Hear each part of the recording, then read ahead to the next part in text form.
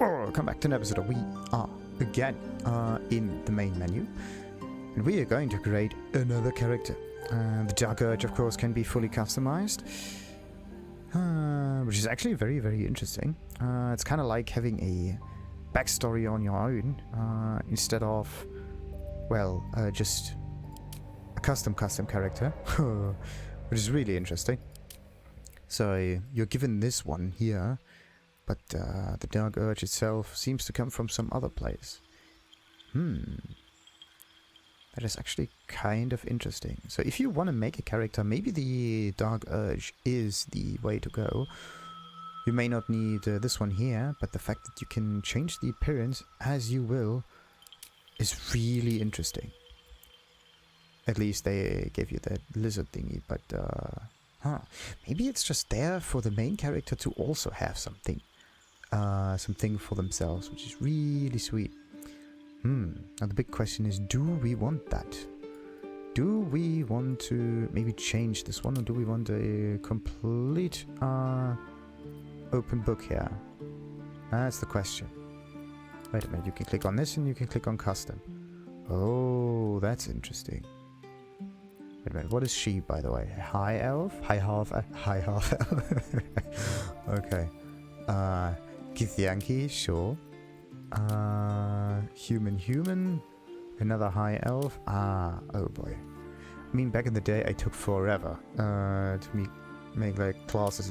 Actually, creating characters is the best thing you can do here. What do we got? Two different kind of appearances. That's actually quite interesting. Wait, is this a female version or what is this? It's body type. Why do they like wiggle around so much as if there's like whoa. Looks kind of female, but I actually think this has nothing to do with this. It may just be a different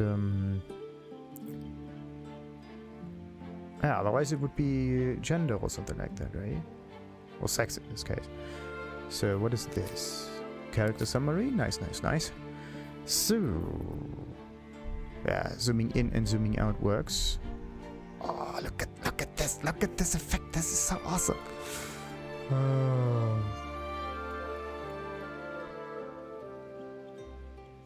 Come on!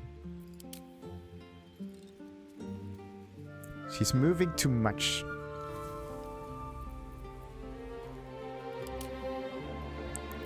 All right. I love these burning eyes, they are amazing. Maybe we can change the appearance a little bit. Let's give him some... Can we actually make our own backstory or something? We can have background, acolyte, what's this one? Haunted one, what's the haunted one? Oh, you cannot change this. The background story of the... of this thingy cannot be changed. A wicked moment, person or thing that cannot be slain by sword or spell, haunts your mind and flickers in your peripheral vision. You carry it wherever you adventure, where adventure takes you, or perhaps it carries you. Skills, medicine, and intimidation. Be a bully, threaten and induce fear. Recognize symptoms and diagnose disease.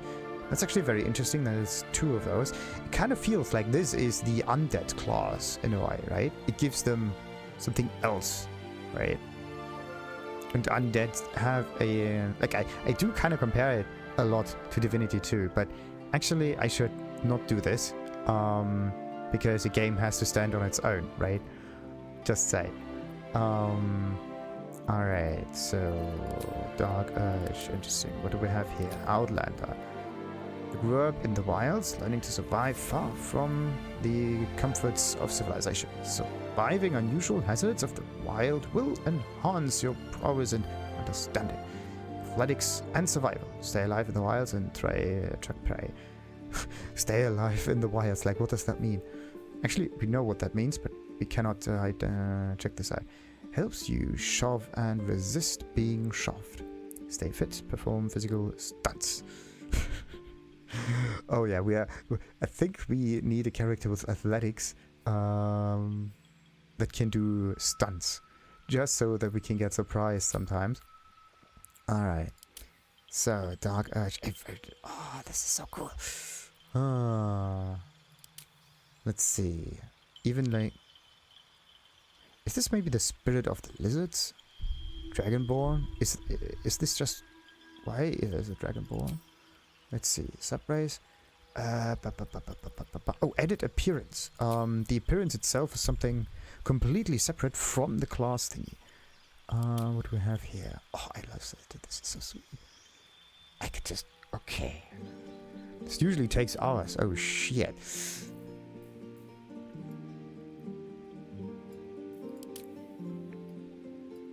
The normal one looks pretty sweet because the lines of the... actually, all of them are pretty neat.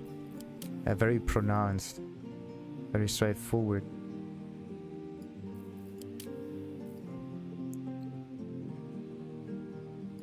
That's actually pretty neat. What is this one?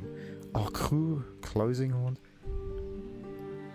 That one is a little bit rectangular. Too much. That one is like... Oh, wait a minute. This is more quadratic. This is rectangular, like sideways.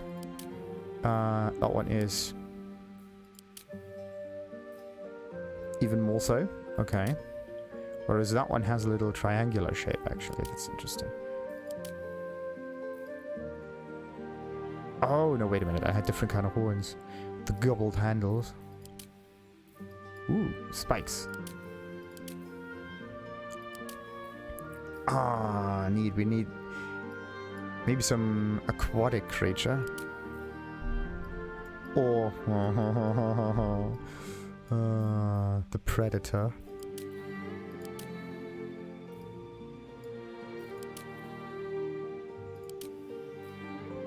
That is... Oh, come on. Sweet. We can even have something like that. Interesting.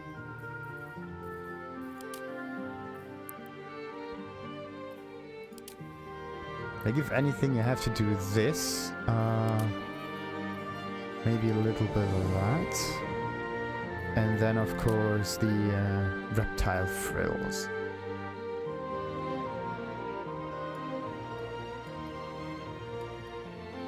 Nice. And every time you're like angry, these things start to flicker a little bit. What is body art? Oh, that stuff.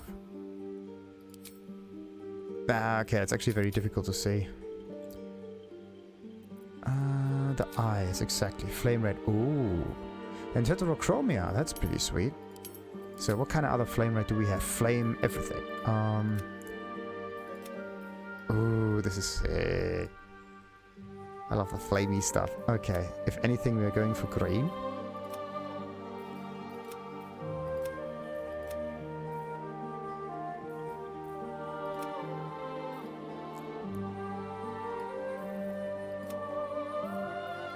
That's definitely too yellow. That has a nice green in it. Yeah, I can go for that one. Oh, that's cool. But I actually have to change all eye colors. What? All eye colors? Is this also? Oh, we also have demonic. Wait, what? What's the difference between demonic and flame? Let's see. Demonic purple. There's no such thing as demonic purple, for some reason.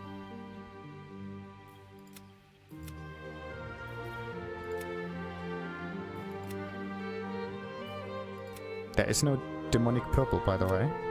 And solid white doesn't work. So somehow the eye colors don't seem to work properly with the flame eyes.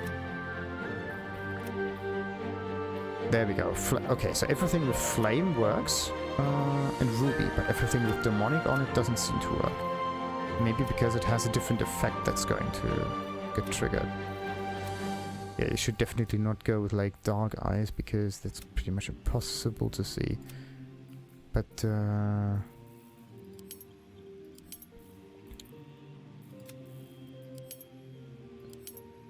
so what do we got? A dark ruby kind of tone is pretty sick. Emerald, like all of this is pretty much no color to it. It's kind of sad. But if you can, it's kind of like the Ghost Rider, but the Ghost Rider actually had like no eyes.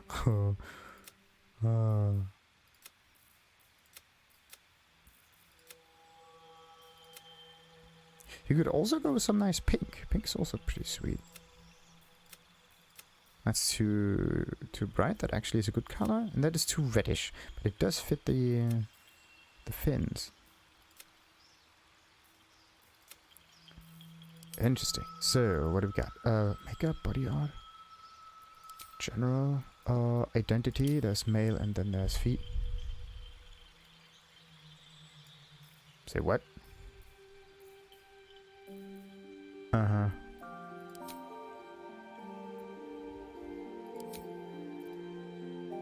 Well, they don't seem to differ that much, do they?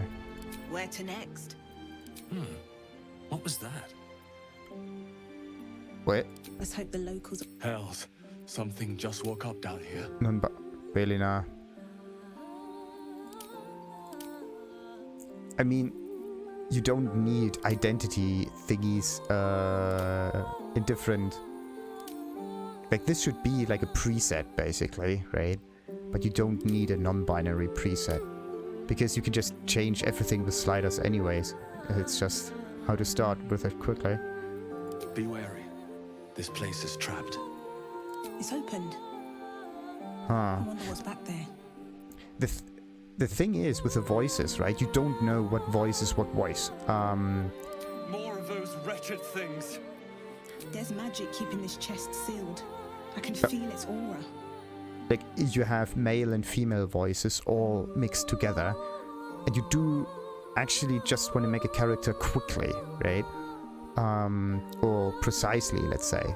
And if you say, okay, my voice is supposed to sound like this, or supposed to sound like this, then having a male and female identity in here just makes it easier to figure out, right? This, I mean, with the whole, like,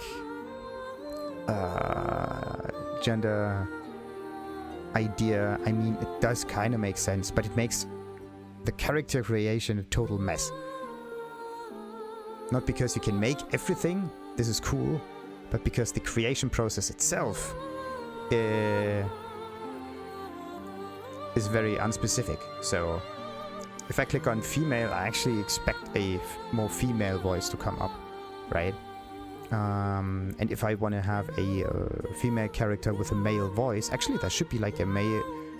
Yeah, the voice itself should not have like voice 1, 2, 3 or whatever. It should just have a pitch description next to it. So voice high 1, voice high 2, voice high 3 or something like that, right? Or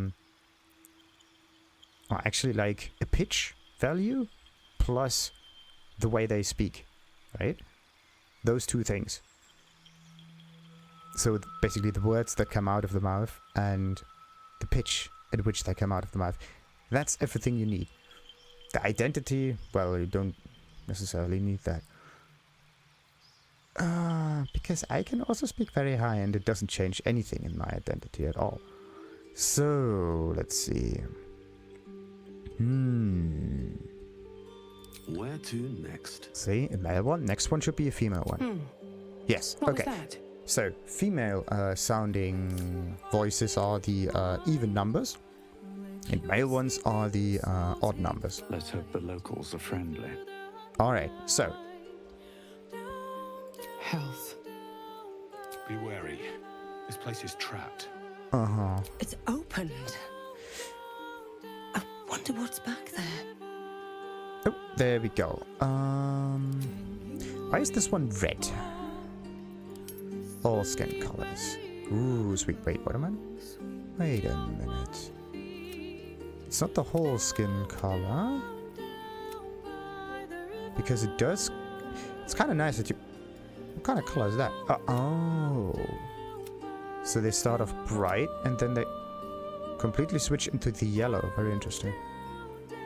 See that?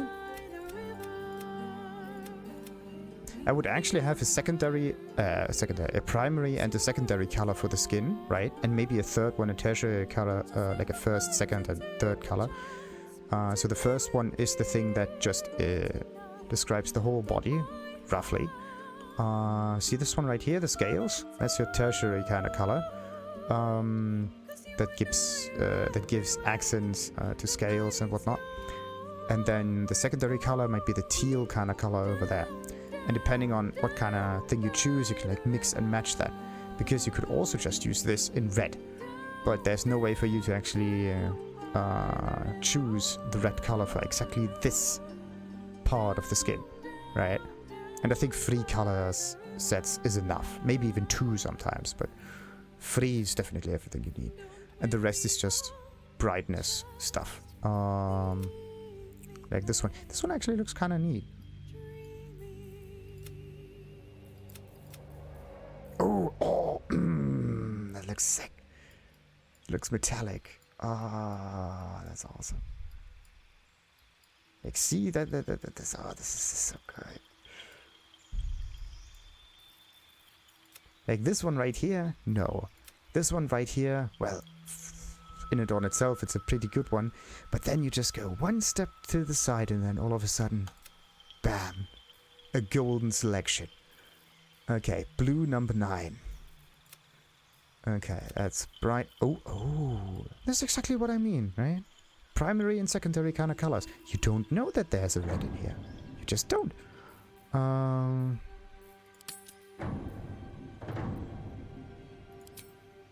You just don't. Or maybe it's a makeup kind of stuff. No. Nah, has nothing to do. Lip tint, red 1. Wait a minute, do we have a lip tint? Let's go like white. There's no such thing, right? No. What's this one? Oh. Makeup has to be like that. Ooh, that's cool. Okay, so this was like the flame eyes. You got makeup, you got body art. Body art is not necessary. The voice, I'm definitely going to check that one out later. You really have to figure out what kind of skin color you want. Just check everything until you find a decent... That one, see the armor? The armor is always the same one, but that one is the same armor pattern. That's actually quite nice. Blue number 4. Very nice selection. Fits the armor that we wear at the moment. But that one, of course, changes. Oh, that one looks good. Whitish accent and black scales. That's cool. It gives it contrast. Okay, some reddish in there. Again, you don't know that this exists. Oh, orange. Ooh, that's good. And the... Oh, dark green. Ooh. Oh.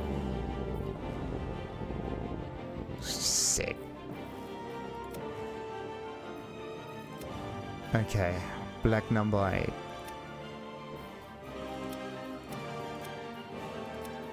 What you have to do is basically click through everything in here, make a list with all of the colors that are cool.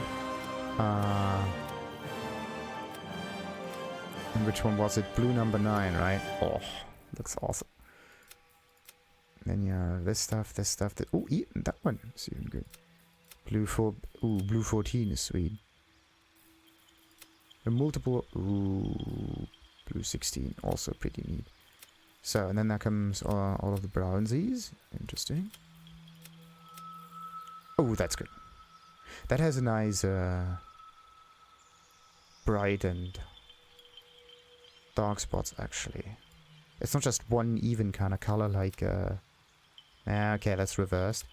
But it does look fairly similar, right? Actually, yeah, I think this is why I like it so much. This one has these spots bright, and this one has them dark. It reverses the pattern. That's why. Same with this one, basically. Golden and red. Pretty neat.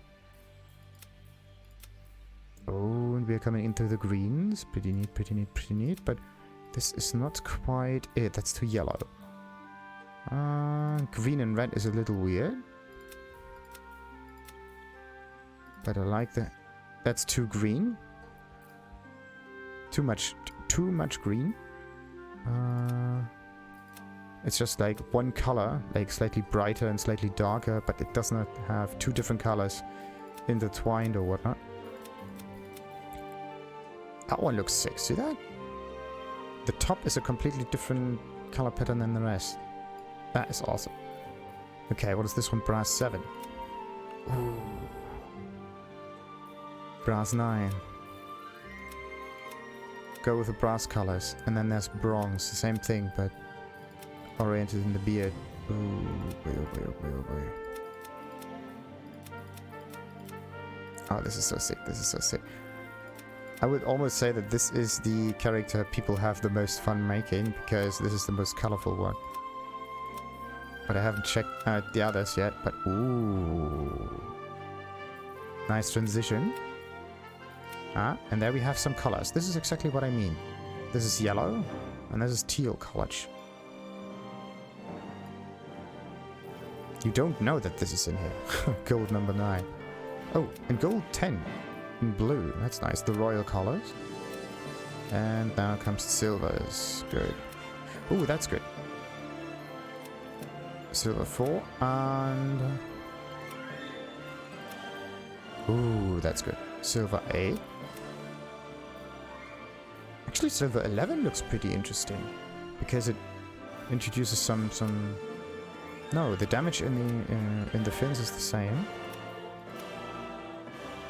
But it looks just nicer. Because of the high contrast in here.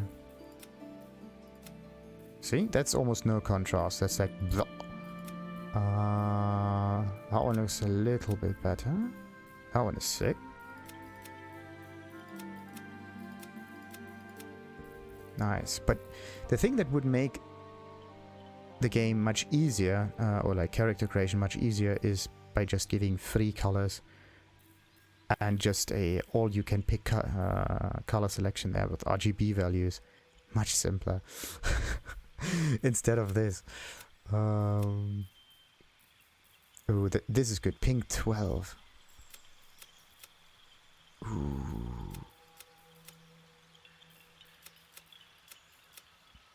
Okay, then we have like white 1, 2, 3.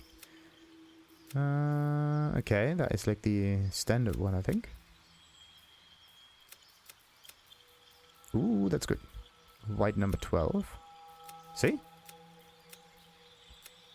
One of them is dark and the other one is white. It's just the reversal of the colors. That's exactly what I mean. Or maybe do they reverse? No, they don't. Or maybe they do. No. Like these two, they just reverse. This spot here is now dark, right? And this spot here down there is also dark. Now, okay, this one is still dark, but this one here at least gets brighter. I like it when they kind of change the contrast values, when they reverse it. Because that just completely changes the emphasis. It's like a negative space kind of thing. Oh, orange. Wait, was it this one? This is the one. Orange 6. Ooh, this is good. It's like a statue. Ooh. Okay, orange. Orange is your go-to color. If you want to go metal, go for orange. Ooh, oh that one. Yellow number 9. Okay, and even yellow 12. Sweet. Okay, what kind of colors was it? But basically what you are going to do is like you pick one color, one primary color that you like, and then you just click through it until you find a nice pattern. Alright, very interesting. Very interesting indeed. So, what else do we have here? We can hide clothing. And, of course, we have genitalia. Perfect. It's actually kind of interesting that the genitalia of a lizard looks the same as with a human, pretty much. That's actually really weird. What do we have here? Vulvas, penises. Oh, 3 things. Okay, not even different sizes. Does it? Nope. Doesn't seem to change. What is the default one? Yeah. What's the difference between the default and the penis? That is just great.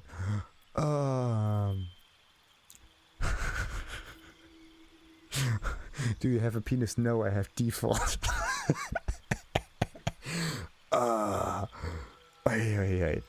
This is amazing. A default genital.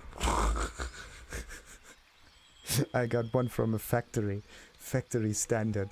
I couldn't afford a better version. Sorry about that. Oh, great. That is amazing. Absolutely amazing. Alright, so let's see. We can edit character, edit appearance. Oh, so it flips around. Very interesting. Interesting. How do they actually... Oh no, we can't change that. We only have the dark urge here. By the way, this is not really the... At least it remembers the settings. Fascinating. But let's make a custom character right now and see what we can do in here. Let's see. Let's edit something. Oh, what is this? That's the face. That's a sulfur tone. No, wait a minute. This is the skin. Where are the eyes when you need them? There's a maturity slot. Wait, what?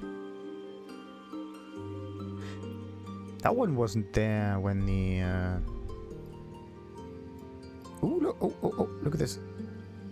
It actually flings around a little bit. That's pretty neat. But yeah, the slider here was not there with the lizards. They don't seem to get older at all. Very interesting. So we have different kind of body types. Very interesting. We have... Oh, this is more like a preset actually. And now it flips. So the body type 1 is the female one, right? Body type 2 is the male one, or preset, let's call it. And the voice itself reverses. Or is it? More of those wretched things.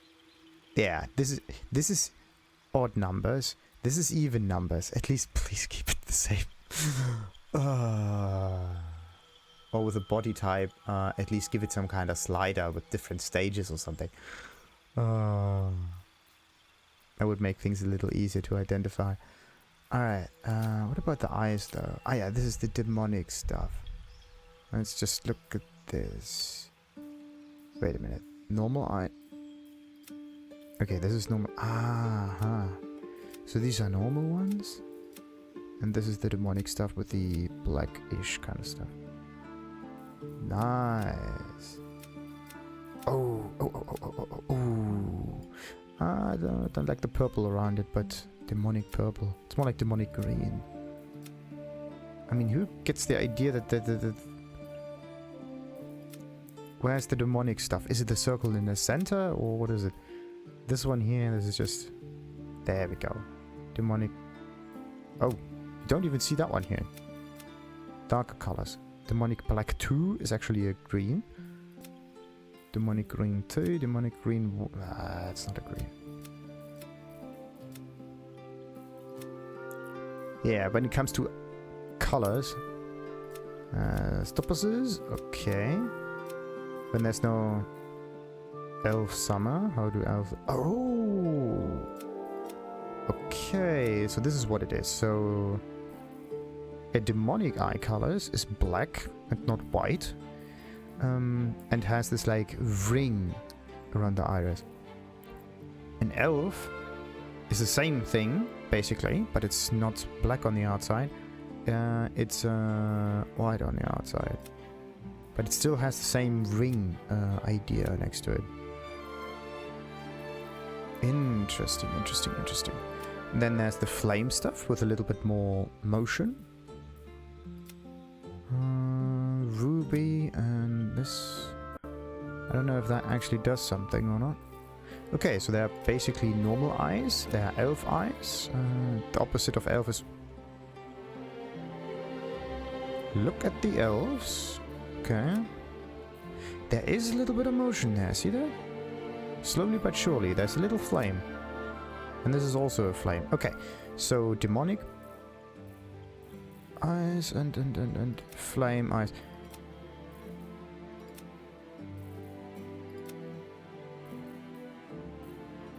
I don't quite know what the difference is. Like, why are some of them called flame green, demonic blue, whatever? Okay, the flame eyes have the same color in the ring as in the iris. Like, the magical ring has the same as the surrounding with the flames. But it's different for the demonic ones. See? There's blue and orange, for example. Sometimes it's the same colors. Okay, there's absolutely no pattern in there whatsoever. Yeah, there needs to be, when it comes to color selection, there needs to be primary color, secondary and tertiary color. And all three of them can tell you what the eye is doing, basically. And maybe to make it simpler, you get like a preset of, I don't know, 5 eyes. And if you want to, you could edit it as you wish. Something like that. Just saying, the character creation doesn't need to be complicated. It just needs to give options once you ask for them. Very interesting. And then they have as yay. So then we got like the voodoo people. Interesting. Whoa. Nice. Oh. You got intensity, sweet. And you got different colors in here. Now this is cool. I wouldn't go for something like this because it's too bright for it. It's just the thing. What it actually needs to be is not just color. Like this one changes it too much. It doesn't seem to be affected by the... somehow it is, but still, it's kind of weird. What you actually want for the tattoos is some kind of like metallic glow there. That would be sick. But okay. What about that stuff? Interesting. So Tiefling is for everybody who... What was it, Tiefling? Wait a minute. I think I just mixed this up because this was the different kind of... Yeah, this was Tiefling. Okay. So what do we actually have? We got elves. And we got Tieflings with ethereal countenance and long lifespans. Elves are at home with nature's power, flourishing in light and dark alike. Interesting. And then you have like different character shapes, like... you get a muscular and a slim one, basically, for both races. I mean, it's kinda nice, but the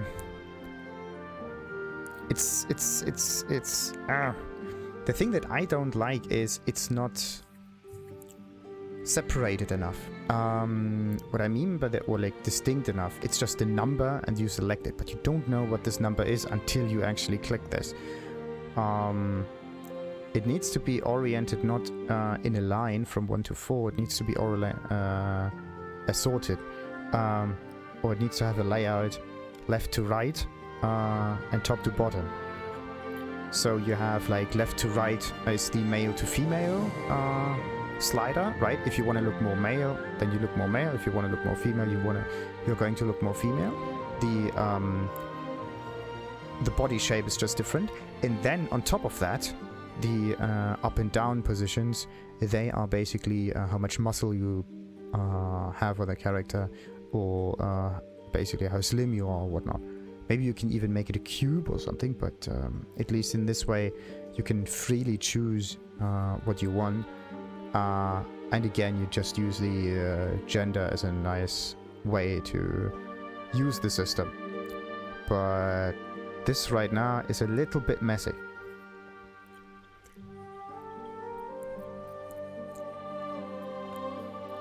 Another way would be to just show what kind of options there are. With a little overlay or whatever, a little small person, like a thick person, a thin person, whatever, and then just click that. That would make things a wee bit easier.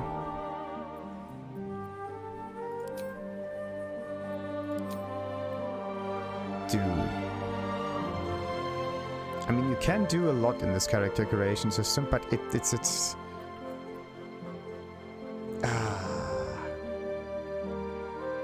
one could have done much better version like that. Ay. So let's see. Anyway, what's this elf? Oh, what are the features of it? You can move 9 meters per turn. Base racial speed.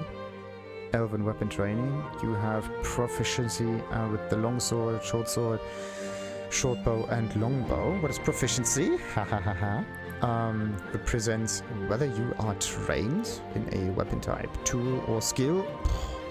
That much I got already, but provides a bonus to associated rolls, making you more likely to succeed. There we go. That's what the proficiency is. Roll bonus. Trained in a weapon type, tool, or skill. Now, what is this skill? A specific aspect of an ability. What? Or skill. So a skill, tool, or skill. A specific aspect of an ability. I thought like skills and abilities are the same thing, but okay. Specific aspect of an ability. Every time you use a skill, you make an ability check. Okay.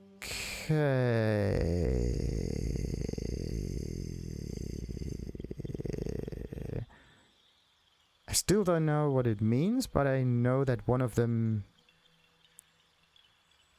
makes the other slightly better, but I don't know in what order it's going to happen, because both of them are like aspects of another. Whether you are trained in a weapon tool or weapon type, tool, or skill. Proficiency. So they are better going with skills. And a specific aspect of an ability. An ability. But what is an ability? Your physical and mental attributes. So this is abilities. They affect most of your rolls. There are 6 abilities. Oh, attribute points.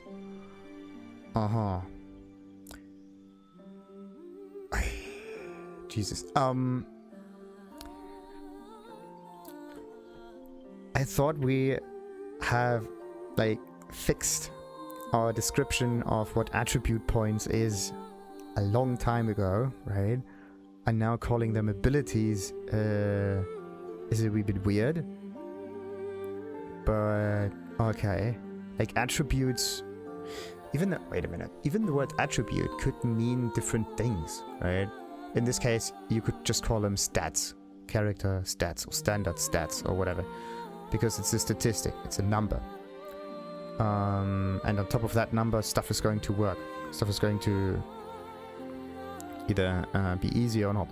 For example, intelligence. In some games, when you have no intelligence, you're stupid AF and you cannot talk nor listen to other people or something like that.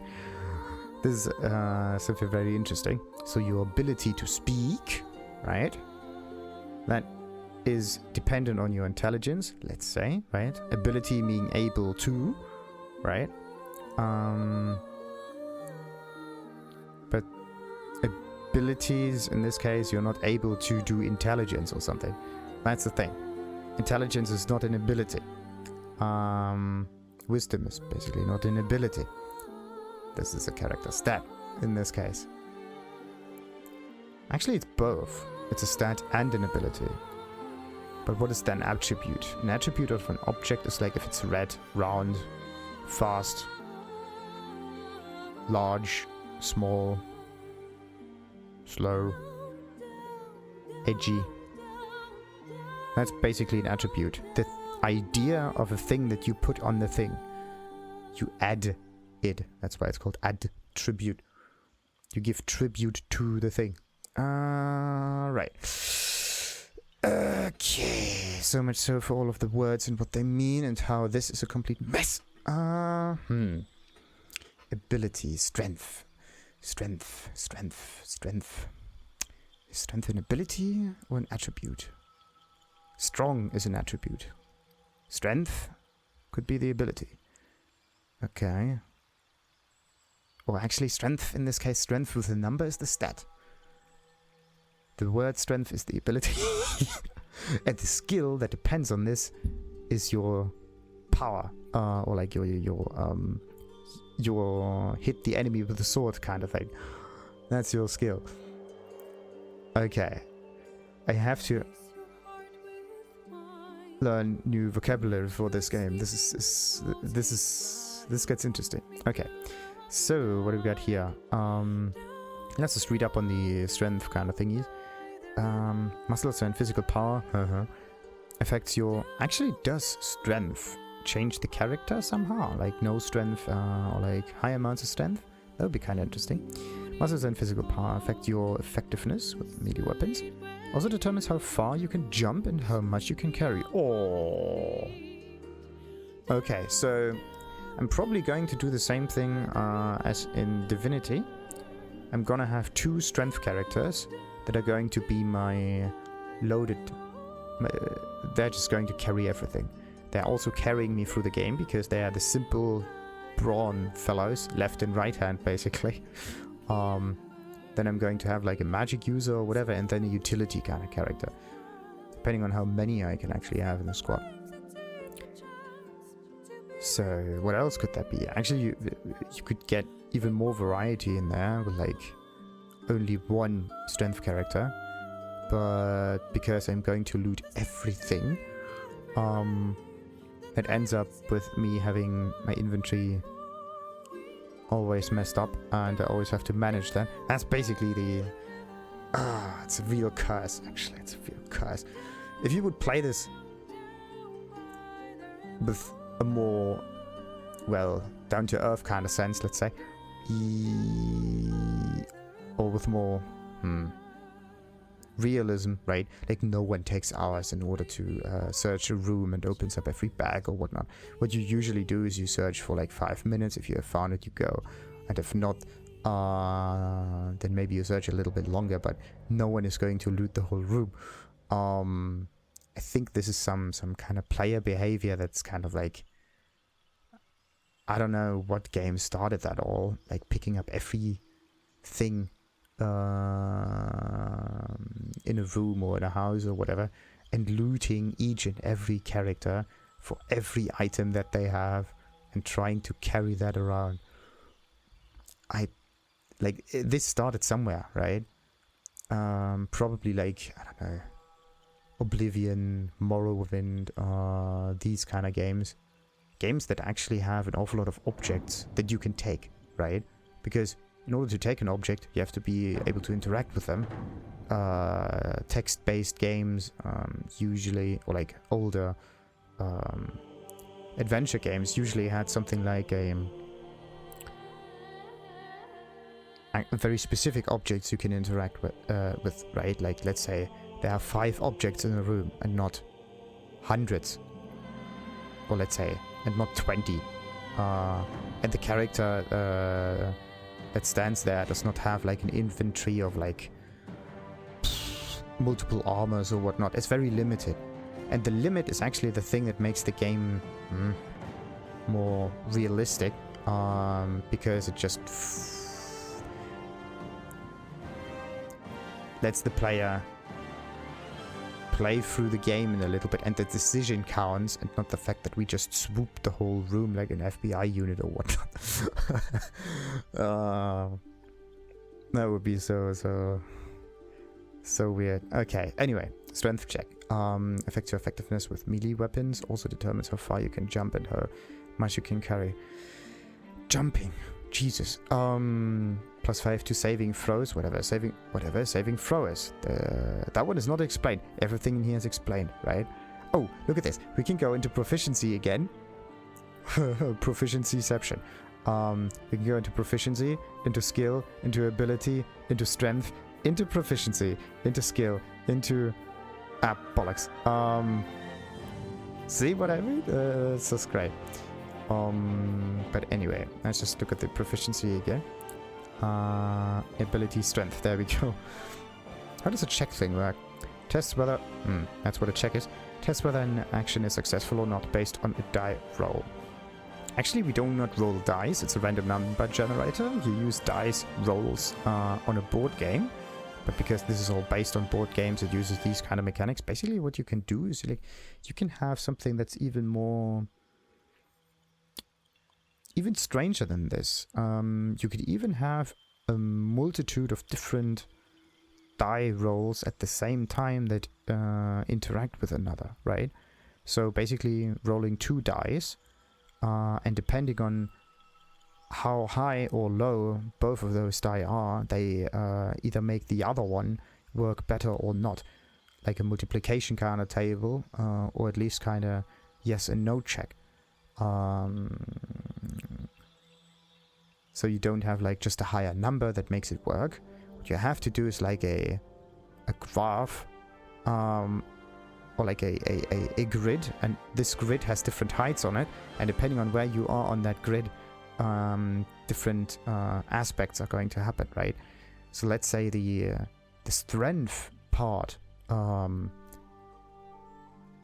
of the check is not the only thing that happens.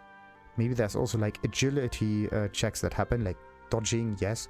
But maybe there's also some different thing about the strength, right? Because strength can be different. You can...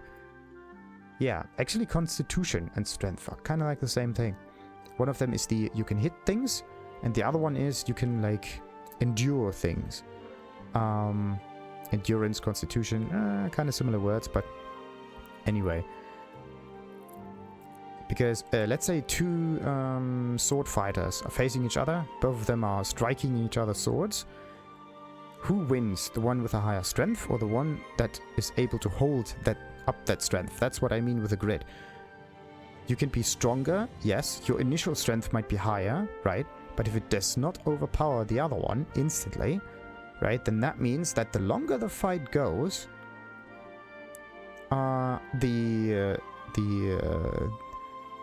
the more the constitution aspect of the confrontation is, takes priority, right?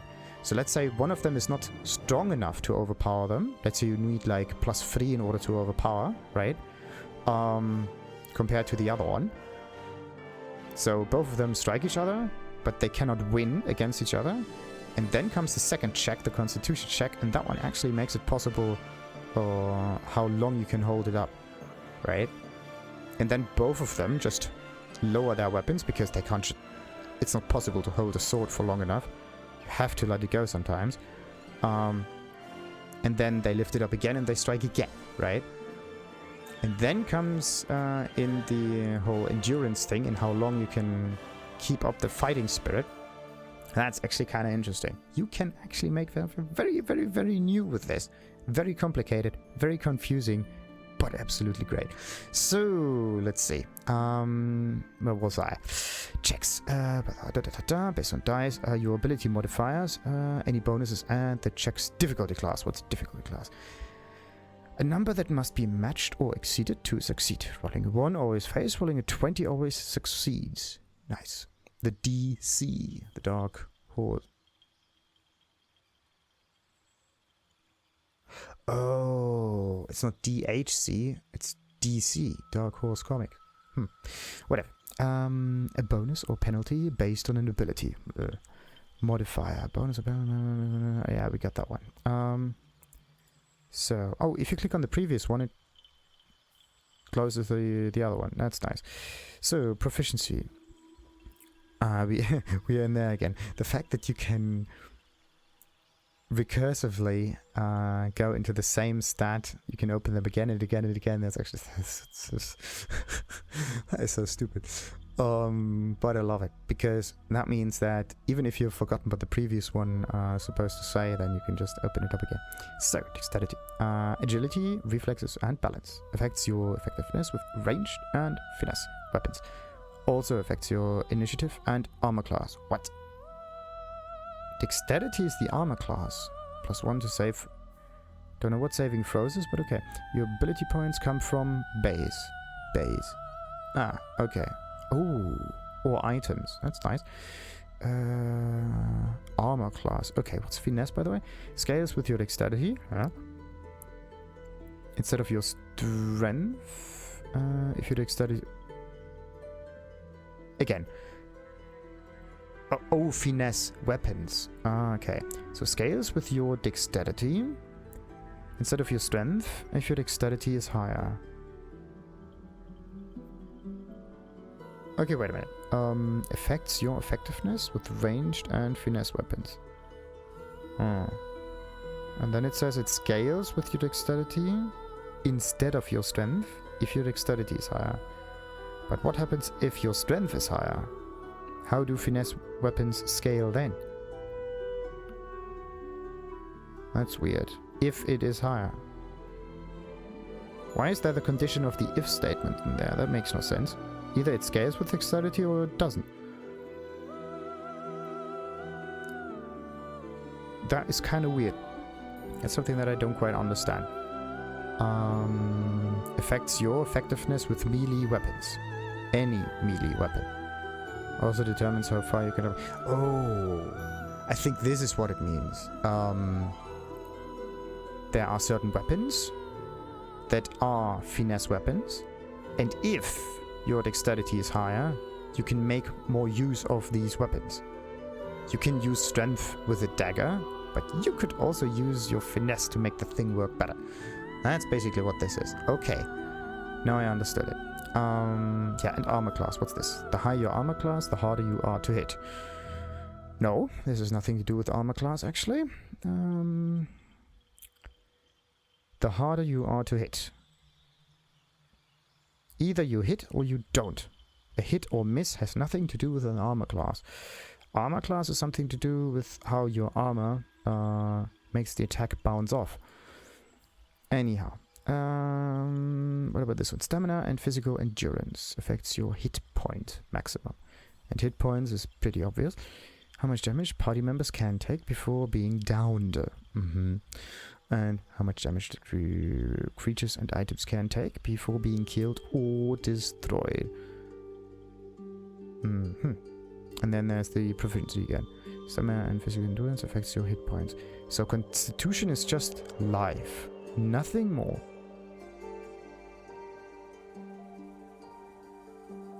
Interesting.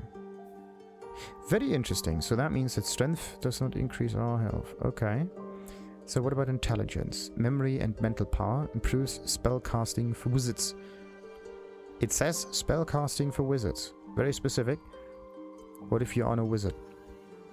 Of course we have minus for some reason. Why? Your ability point comes from... Oh, because it's less than the standard amount. Like 10 is the standard. Everything lower than it is not good.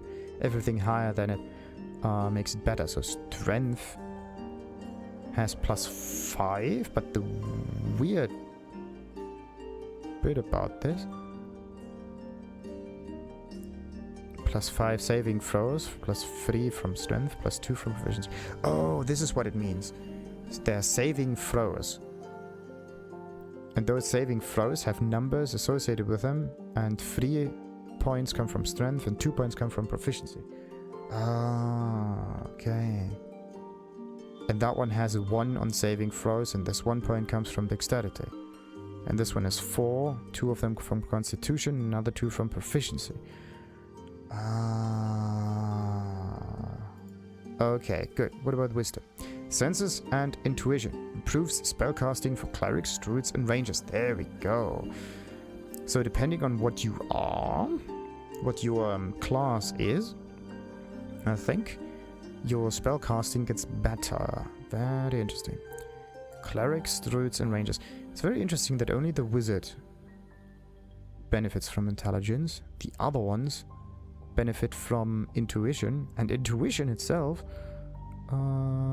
doesn't seem to do much else. Okay, so and so much from wisdom. Maybe it can do more, who knows, but it's actually kind of interesting. Senses and intuition. Memory and mental power. I do not know if these two things can do more for a character or not, but let's just figure this out. Force of personality improves spellcasting for bards. Ooh. Okay, so intelligence, wisdom, and charisma, the powers of the mind, so to speak, make classes perform better. In this case, the spell casts, because they are all mind related, for specific classes. Very interesting. It's kind of interesting that charisma has such a large variety of uses. Bards, paladins, sorcerers, and warlocks. Influences traders' prices. Like, who would want to use a wizard, right, if the intelligence has no benefit in trade prices? Like, intelligence does seem to be like a very stupid kind of ability. Or like, yeah. That's actually kind of weird. Intelligence is like slightly overrated almost.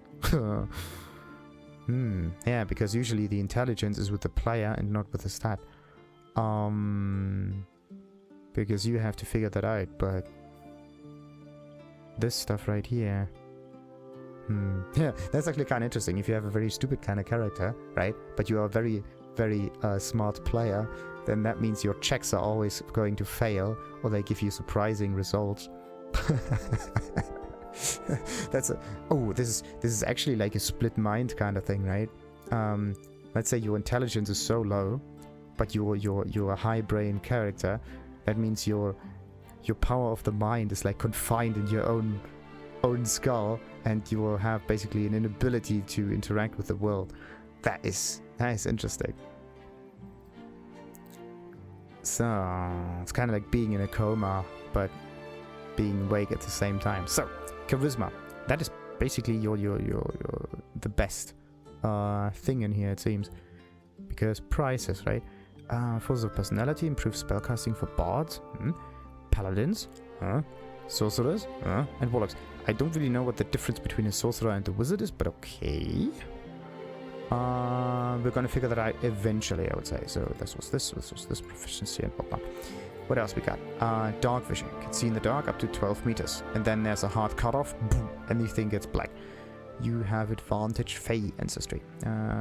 Advantage on saving throws against being charmed and magic. Can't put you to sleep. Magic can't put you to sleep. But then there is the general kind of magic that can make everybody sleep in an instant. It's called a club. So, club magic. It's called troll magic. Bam! Yeah, actually, if you have the power of telekinesis, you can turn everybody into... You can use a general sleep spell, right? You use telekinesis in order to throw a club around, a weapon basically, and then you try to hit your enemy with it, just from the back of their head, and then bam! They may be resistant to sleeping spells, but physical objects that hit other people's brains is basically an instant off button. Okay, determines whether a target resists spell or condition. Okay. Well, advantage makes you more likely to succeed. Roll 2 dice and use the higher value. Oh, this is actually kind of interesting. Advantage.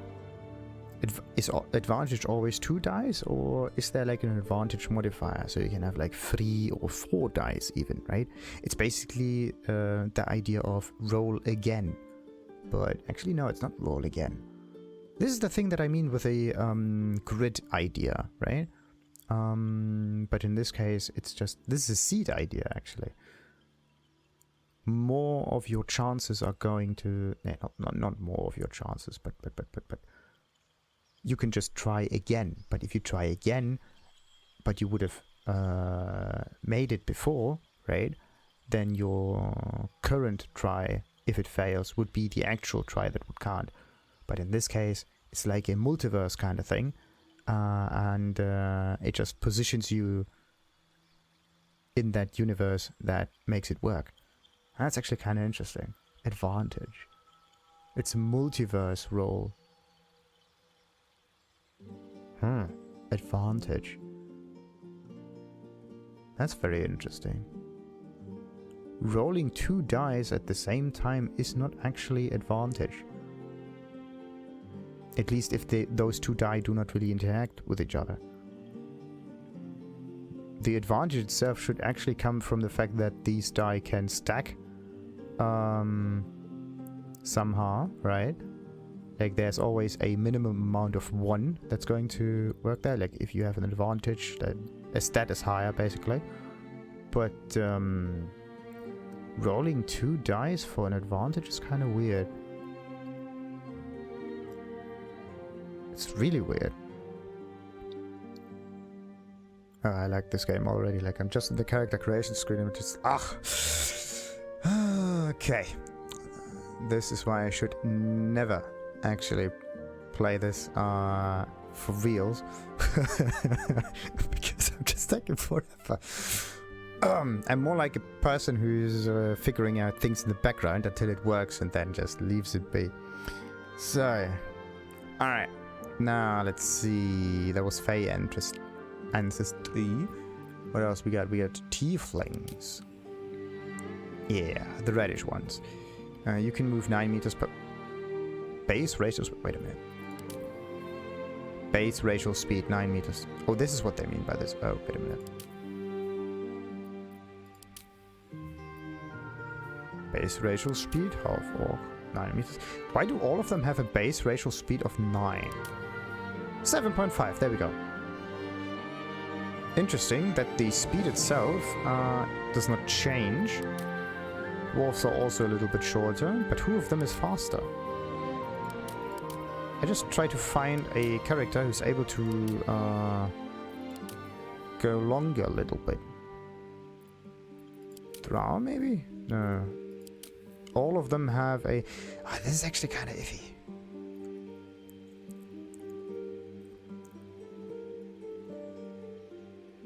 What good is a selected race if it hinders you in terms of movement speed?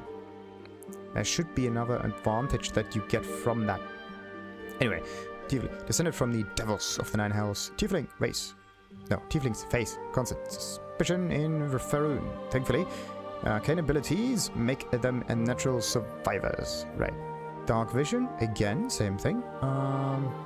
And hellish resistance. You have resistance to fire damage, taking only half damage from it. Ooh, half is actually pretty good. And there doesn't seem to be any weakness for it, right? It's very interesting. The Drow, what do they have? You have proficiency with the rapier, short sword, and hand crossbow. Now that is said. Driven to the Underdark, most Drow have adopted a ruthless pragmatism, while Dwarf, Zorn, delight in the goddess evil, tenants the Seldarine reject her attempt to overthrow the leader of the Elven Pantheon. And superior dark vision. Because they are like underground, they are good at looking for things. But actually, the interesting thing about the whole dark vision is that none of this comes with a certain negative effect to it. This is something that I would really like to see like placed in a game. Something that is positive or that makes your character stronger should, not always, but sometimes, maybe most of the time, have a negative effect as well, right? Let's go for some, like, maybe you are able to see in the dark. What happens if the sun shines, right? Does it mean that you don't see as good because, or you're blinded for most of the time, right? That could actually be a nice negative effect. So Drow are good in the nighttime scenarios, but not as good in daytime scenarios. Or they need, like, sunglasses or something like a head or shade thing or whatever, like anything that stops the higher amount of light coming in, right? And once that thing breaks, then the Drow is actually in danger. That is actually something interesting. And then like normal dark vision only like does not have that, right? Only the superior dark vision comes with that. That's the thing. The more powerful an attribute is, the more pronounced the negative aspect of it should be, right? So there should be like a certain benefit for it, but once you hit a certain amount of bonus, the negative aspect should roll in as well. Like this one is like 24 meters. Let's say there's a cutoff of 12, everything above like 16 or whatever, and anything above 16 meters means you have problems when the sun is out. That is actually something that I want to see in here. Like that would be sweet. Because that would also mean that the Tiefling, if they are very resistant to fire, right, they endure fire, they love fire basically, they live with it. That means they also kind of depend on the fire. If it's too cold, they're going to freeze, right? Maybe they move slower. That would be very interesting.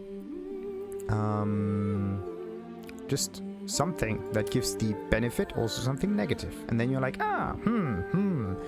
what do I want? The same thing is actually true for humans as well. If you are a very strong human with huge muscles, right, you can hold an awful lot of weight, but not for long. This is the difference there. You have a huge amount of muscles. These muscles use up energy, right? But your body cannot keep that amount of energy constant all the time. It's a burst energy for a short period of time, not for a long period of time. And that's the difference there. The stronger you are, the less your usage time for that should be. And then the opposite would be you have a very high condition, let's say, constitution. You can like run for days, but you're not that strong, right? You're more like a faucet that drops a little bit. There's always a little bit of water coming in, but it's not like the ocean. Something to think about. Anyhow, the human, very civilized. The most common face in Faerun. Humans are known for their tenacity, creativity, and endless capacity for growth. It tells me nothing. You have weapon proficiency with spears, pikes, halberds, and glaives, and armor proficiency with light armor and shields. Actually, shields are kind of cool. Shields and maces and crossbows. But I think I'm really going to play with a crossbow kind of idea here. So, let's see. Because you actually do need some kind of weapon. The Baldur's Gate idea was that spells are just... they're not used to be spammed, right? Like the... like usually in these games, spells are like bow and arrow. Or like ranged weapons. If you really think about it. And you constantly use them. But actually, spells are supposed to be something special. And you reserve them for special situations. This is why you always have to like sleep and refresh everything. So that all of the special stuff is not always used. And it keeps it kind of fresh and exciting. Because if you always hit everything with the meteor, then come on.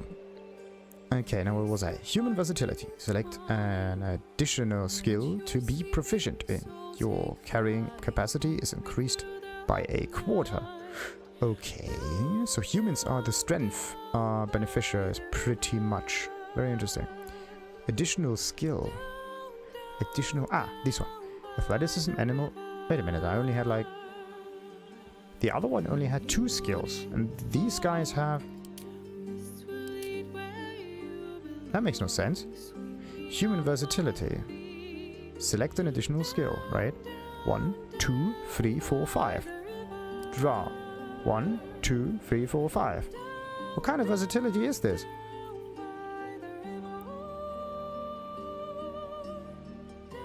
Or maybe it's the proficiency kind of thing? No. Maybe it's the race proficiency. 1, 2, 3, 4. Ah.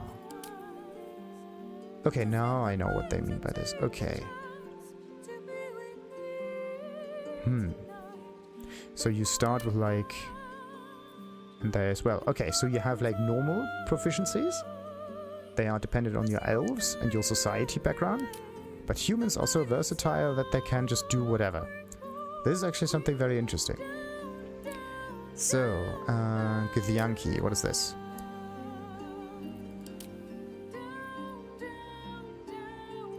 It's actually kind of interesting that we have actions and cantrips right now. Like, what? Why do they get this special...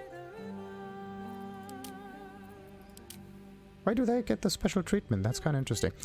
With a ruthlessness born from mind flayer enslavement, Githyanki ride the astral sea atop red dragons, bringing their silver swords and psionic might to bear against any trace of the illicit menace. Do they have a lisp of any kind? That's kind of interesting. Astral knowledge. Gain proficiency in all skills of a chosen ability.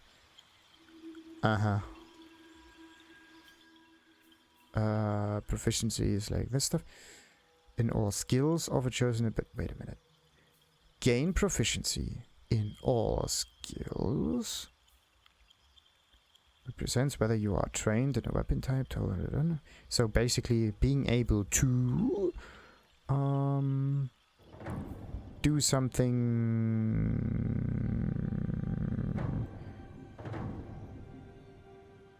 specific aspect of an ability, yeah, with an ability thing of a chosen aspect. So anything that, so either you're very good in strength and everything gets unlocked, dexterity, anything gets unlocked there, also much and so forth. Very interesting. Chosen ability. So everything that is associated with strength or dexterity or whatever gets unlocked pretty much. Wow. Why should you play with any other race? It's kind of like a cheat code. So, Githyanki Psionic Mage Hand. Create an invisibility spectral hand that can manipulate and interact with objects.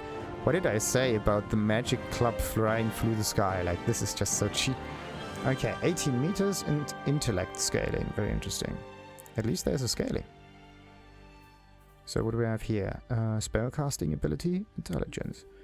Range 18 meters. Mage, what is the turn? Conjuration Spectre. Hand that can manipulate. So it basically behaves like a separate creature. That's actually very interesting. Yeah. Yeah, it's basically like, yeah, it behaves like a summon. It acts as an individual kind of thing. That's actually kind of interesting. Very, very, very, very, very nice. Manipulate and interact with objects. Boah, this ability is amazing. Why is it called cantrip and what is a cantrip? So, what is this? Martial Prodigy. A lifetime of relentless training gave you armor proficiency with light and medium armor, as well as proficiency with the short sword, long sword, and great sword. Okay, so they're sword kind of users. Dwarfs. There we go. As durable and unyielding as their homes of stone, dwarves are some of the finest warriors, miners, and smiths of Faerun. What can they do? You have proficiency with the battle axe, hand axe, light hammer, and boar hammer. Great. So, axes, hammers, daggers, not so much. Look at this. We can look 12 meters into the dark because they are miners. That's why they are so short. You have the advantage, Dwarven Resilience, advantage on saving throws against poison, and you have resistance to poison damage. It does not tell you how much resistance you have, by the way, just that you have. Dwarven Resilience is not the same as Hellish Resistance. It's like a little bit, but we don't know by how much. That's a little bit weird. Against poison, and you have resistance to poison damage. Saving throws against poison. What was the saving throw again? Like, determines whether a target resists a spell or condition. Oh! Okay, so the saving throw is the whole can I get hit by it kind of idea. And then if I get hit, there's resistance. So it's a two-step kind of thing that happens there. Very interesting. Half-elf. Yeah, we got... Did we? No. They're just all very similar. That's kind of interesting. The interesting thing is the hair. See that? This is all like frailed up a little bit. This one is just two strands, but with a little bend. That one is flat to the ground. They look like elves. They're like, meh. And they're like, very cool. Okay, but what's that? Curious, ambitious, and versatile. Half-elves are welcome everywhere, but struggle without a community to call their home. Own, whatever. You have weapon proficiency with spears, pikes, halberds, everything the humans have basically. What was that? Civil militia, halberds, and glaives. The glaives are not the special ones in there. And armor proficiency with light armor and shields. Light armor and shields is not there. And shields. And glaives. Okay, so civil militia is the same for both races, because it's also the civil militia thing. That's kind of makes sense. 12 meters because magical races. What about the human? I don't know how far the human can actually look. It would be nice to know how far the human can actually look. And the Fey Ancestor, you have advantage on saving throws against being charmed, and magic can't put you to sleep. If you really think about it, not being... Yeah, in some situations, what if there's like a AoE sleeping spell and you die instantly once you get hit by this? That means you need a well-rounded group of resistances against everything. You need someone that is resistant against poison, so let's say you drink something, it is poisoned, it's a party, then it would be good if the dwarf brings everybody back to life, because that's why dwarves are resistant to poison. Not because they are underground or anything, but because they drink beer. A lot of it. They basically have a stomach that can handle it. That is what it means. Okay, what else we got? We got the halfling. Small yet capable. Halflings prefer the comforts of home and hearth, but their natural luck and dexterity makes them fine adventurers. Aha, they are lucky. When you roll a 1 for an attack roll, ability check, or saving throw, so anything that would usually fail, you can re-roll the die and must use the new roll. Okay, and must use the new roll. The interesting thing about this is that you must roll a new one. The other one has failed anyway, so it doesn't matter. Anyway, in Brave, you have advantage on saving throws against being frightened. So for some reason, halflings are not getting frightened. That is very interesting. And the fact that they cannot fail also. This is actually a very interesting kind of trait. They are not fast, but their chances of making it work is very interesting. But wait a minute, wasn't there something else with like a something with advantage or something? I think it was this one, wasn't it? It wasn't it. There was some in here that have an advantage in something. What was it? Ah, you have advantage on saving throws against being charmed, magic, and da-da-da-da-da-da. Advantage in this case is like makes you more likely to succeed. Roll 2 dice and use the higher value. It's basically the same. You have the advantage on saving throws against being frightened. It's basically like, yeah, basically lucky is an advantage generally, right? A general advantage. But wait a minute, no, it's not a general advantage. Because general advantage would mean that even if it would have succeeded, you can succeed better, right? That's what that means. Yeah, you can. Yeah, that's a good idea of what advantage is. If you succeed, you can succeed better. But if both of them fail, you're screwed. Whereas this one, okay. Saving throws against being frightened. Good. So what about the gnome? Small, clever, and energetic, gnomes use their long lives to explore Faerun's brightest corners and darkest depths. You have advantage on intelligence, wisdom, and charisma saving throws. Wait a minute. You have advantage on intelligence, wisdom, and charisma saving throws. And a saving throw has a description of determines whether a target resists a spell or condition.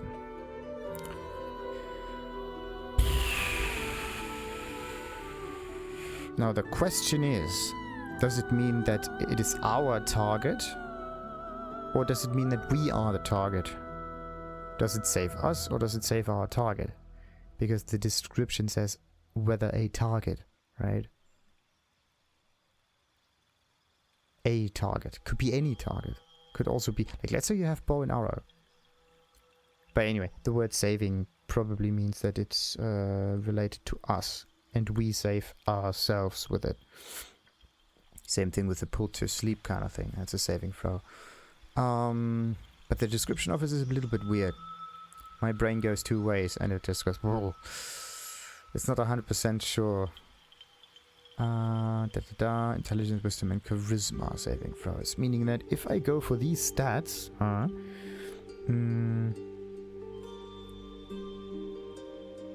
no, wait a minute. The other way around. If for some reason they are getting checked and I fail, I can try that again. Kind of. Interesting. It's kind of funny that it's also charisma that's in there. Dragonborn. They have nothing. A proud race that values clan skills above all else. Once enslaved by dragons, they strive to be self-sufficient, not wanting to be beholden to anyone, not even the gods. And they do not have race features because... what is going on with those things? Like, why do they not have anything? Like, okay. You have draconic ancestry. Wait a minute. There's a gnome. There's a Subrace rock gnome. That's very interesting. For some reason, the Dragonborn have no other benefits. I think the reason for it is because they are slaved. Oh, that's mean. They are slaves. They are basically useless. They strive to be self-sufficient, sure. But this actions, class features, again. Actions, what is this? Abilities. The thing that I would call abilities. Okay, let's call them actions. The blood of ancient dragons flows through your veins. You are resistant to acid magic. Oh, what is resistant? Only take half. Oh, this is what resistance means. Half the amount of damage from a certain damage type. Resistance means half of it. There's not a certain resistance value, like 70, 30, 20, whatever percent. It's 50%. Like, resistance doesn't seem to scale. In this case, this is why it's called hellish resistance. Because resistance is 50%. Wow, cantrips again with the flame thing. Dude, that is ridiculous. Okay. Now the big question is, what kind of damage do you find in this game very often? What do you encounter a lot? Is it acid? Is it fire? Is it some kind of mystic magic or something? Usually just use your common sense. The most abundant thing that you probably encounter could be fire. That means this is the resistance that you need. If you want to go for something specific, go for fire. The second one should probably be acid or poison or whatnot. Everybody uses it, right? But fire and poison, that is like your you have to be resistant to it. But anything else is like meh. Certain situations are probably good in it, but not all of them. Despite no ancestral links to the mighty creatures, these Dragonborn share the charcoal colorization and fizzling acric breath of black dragons. Despite no ancestral links to the mighty creatures, these Dragonborn share the deepest fire scales and charge, crackling breath of blue dragons. Lightning damage. Okay. Spew forth a cone of lightning. Oh, wait a minute. What's the damage set for this one? 2 to 12. 2 to 12. 2d6. Okay. On save, target still takes half damage. So that's a certain like security thing about it. Very interesting. It says it takes half the damage. What if we roll a 7, for example? Does it round up or does it round down? Then there's brass stuff. That's the fiery thing. Same kind of damage, 2d6. And of course they are draconic ancestry. Yeah, resistant to fire. Okay. So yeah, they are your undead class. They give you some kind of special background as a story, right? And they also give you certain resistances depending on what this is. Basically, yeah, and this is your undead class, kind of. Okay. What is this one? Again, lightning, right? Blood of Ancient Dragons. You are resistant to lightning damage. You're resistant to lightning damage. What's the difference? Lightning breath. Lightning breath. Despite ancestral links. Dragonborn, sapphire scales and charge. Crackling breath of blue dragons. Shining sepia scales and sparkling breath of bronze damage. Uh-huh. So basically they are the same. Huh, maybe but there's another one. Like, see this? This is like zigzaggy kind of thing. Lightning. Lightning. I do not know why there are two different kinds of colors doing the same thing, but okay. Then there's copper. That could be the same thing again. No. This is what I mean. See this? Same thing. It's the same amount of damage. Oh, wait a minute. Dex save. Dex save. Why does it say Dex save, by the way? The target rolls against the attacker's difficulty class. Whoa. If a roll is equal to or higher than the difficulty class, the target resists the effect of the attacker. Okay, again. The target rolls against the attacker's difficulty class. Okay. So we decide what ability needs to be checked. Aha. So if we attack with strength, strength gets checked. If we attack with dexterity, dexterity gets checked. Good. If the roll is equal to or higher than the difficulty class, the target resists the effect of the attack. Okay, they say resist. Does it mean, because resistance is always 50%, does it mean it gets ignored, or does it mean it gets rounded, or like it gets halved? Okay. Convoluted mess. Okay, I am going to study that game. That is amazing. If the roll is equal to or higher than the difficulty class, a number that must be matched or exceeded. The DC, armor class, and a number that must be matched or exceeded to succeed. Rolling a 1 always fails, rolling 20 always exceeds. Good. But what if both of them roll 20? That's actually kind of stupid. What if both of them hit 1? Well, of course, our attack would fail, right? But if... yeah, actually, failing spectacularly. This is the thing that I mean. You can fail spectacularly if you and your opponent both have a 1, right? Let's say you use a sword and you are swinging that forward, but your difficulty class is a 1, right? For some reason. And your check is a 1, meaning you fail. But the one on the other side, right, also fails, right? And that would mean that we fail spectacularly, meaning that for some reason we hit the enemy. The enemy starts laughing, right? But for some reason, I don't know, they slip on a banana peel or whatever, and then they get impaled on the sword, right? This is like spectacular difficulty thing. That would be so stupid. Oh, that would be amazing. Failing spectacularly. Only possible. Yeah, that would be a nice saving throw ability. Let's say you are stupid, meaning that you have a high intellect or whatever kind of character, but the ratio of like wisdom to intellect or whatever, or is it charisma? Nah, whatever. There's some strange disparity between the abilities. Like, you need a certain ratio to unlock that, for example.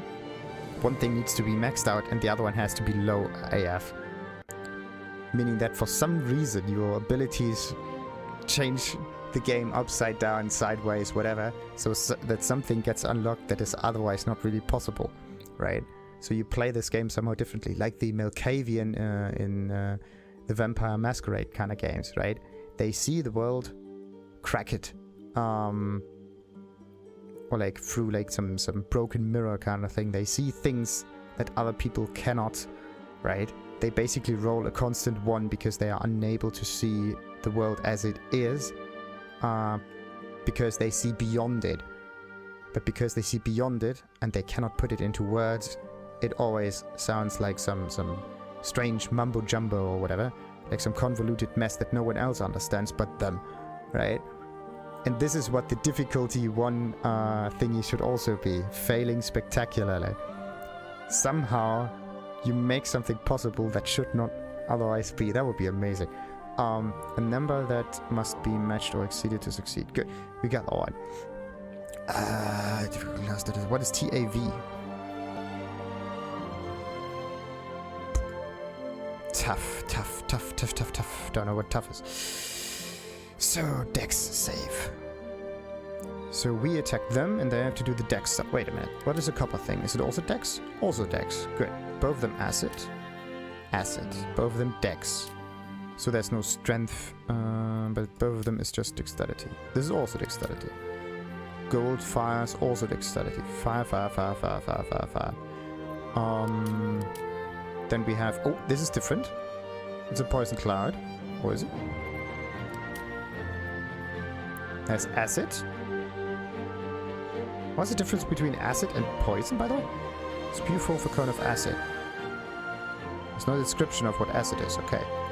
Green, the Dragonborn. Despite...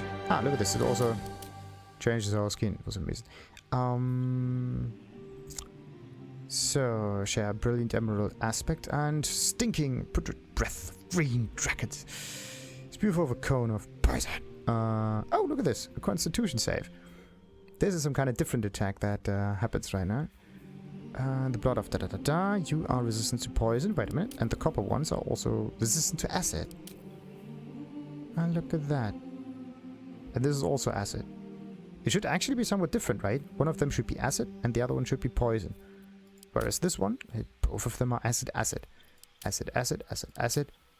Poison. There should actually be some kind of mix. Poison acid or like acid poison. And the ooh, fire breath. Interesting. You see this? Well, see where the flames are? They're on the outside, not on the inside, meaning that everything inside the cone is okay. Interestingly enough, it's only Constitution that checks for poison. Very interesting. How do you win a Constitution save? Yeah, Constitution has to be higher, but if the Constitution is very high, that means you have an awful lot of health. If you have an awful lot of health, your own survival chances are greater than the others. Okay. So you overpower them with your own life force. Makes sense, because poison kind of goes against the enemy's life force. Your life force is greater, therefore your poison wins. Makes sense. Good. Now, this is a dex save. Targets forth and fire. Oh, looks different. Class action. Spew forth a column. Oh, there's a column of fire. And then there's a cone of fire. This is the difference. Wait a minute. Forth a cone of lightning. Cone of... Oh, come on.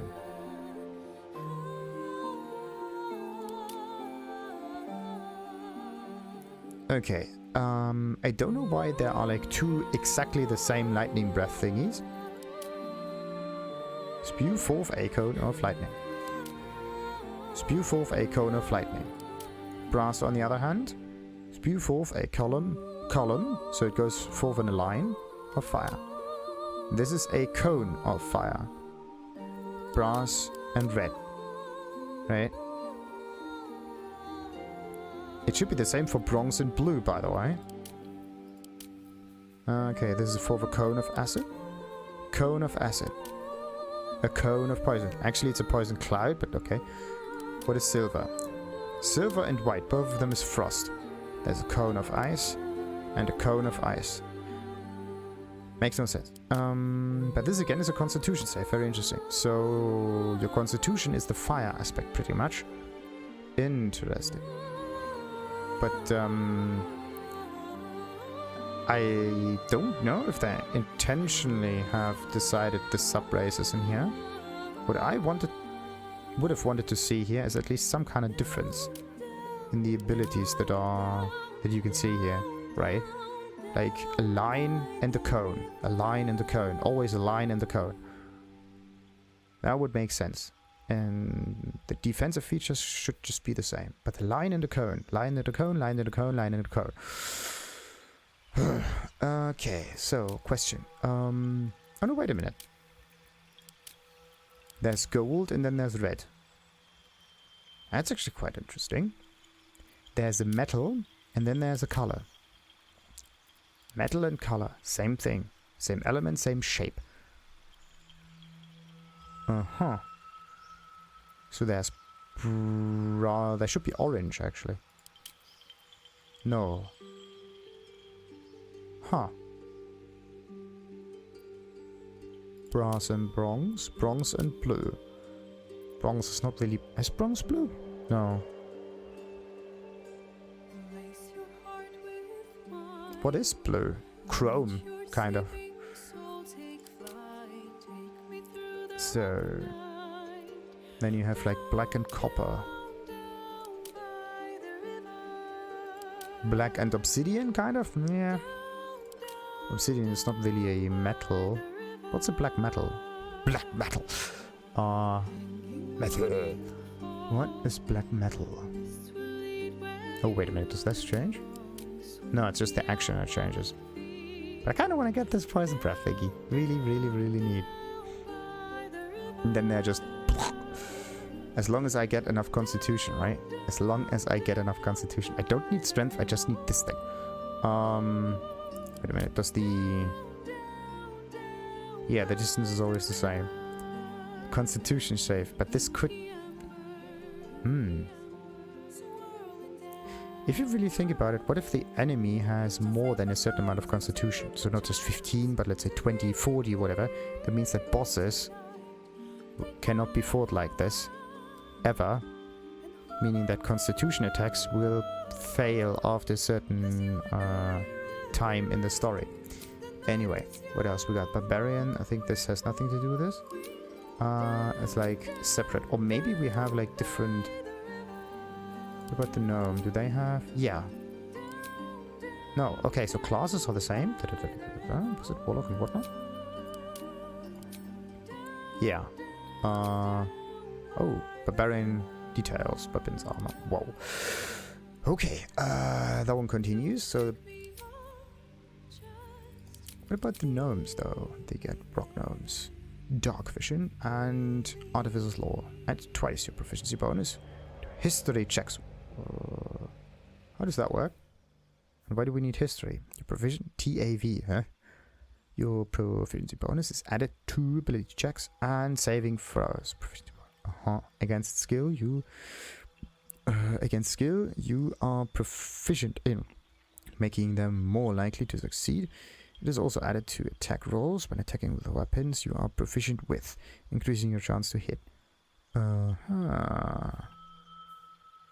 what is this one in a history check? History check. What is history check? Most commonly seen gnomes on Faerun surface rock gnomes are named such as their hardness and affinity for metal. Forest gnome, even smaller than their cousins and twice as reclusive. Forest gnomes are a rare sight in Faerun. They master magic and craftsmanship in their distant, idyllic groves. And the ability to comprehend and communicate with beasts.